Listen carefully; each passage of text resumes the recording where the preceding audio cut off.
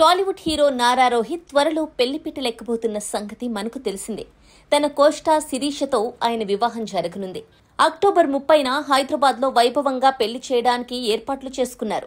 ఈ నేపథ్యంలో రోహిత్ ఇవాళ శుక్రవారం తెలంగాణ ముఖ్యమంత్రి రేవంత్ రెడ్డిని మర్యాదపూర్వకంగా కలిశారు.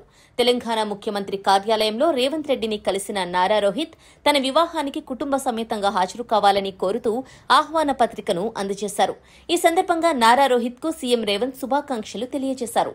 కొత్త జీవితం ఆనందంగా ఉండాలని ఆకాంక్షించారు. తుమ్మల నాగేశ్వరరావు, వేం నరేందర్ రెడ్డి, రోహిన్ రెడ్డిలకు కూడా రోహిత్ తన పెళ్లికి ఆహ్వానించారు. ఈ ఫోటోలను రేవంత్ రెడ్డి సోషల్ మీడియాలో పంచుకున్నారు. నారా రోహిత్ గత ఏడాది అక్టోబర్లో శిరీషతో నిశ్చితార్థం చేసుకున్నారు. అయితే కుటుంబంలో జరిగిన అకాల మరణం కారణంగా వివాహం కాస్త ఆలస్యమైంది.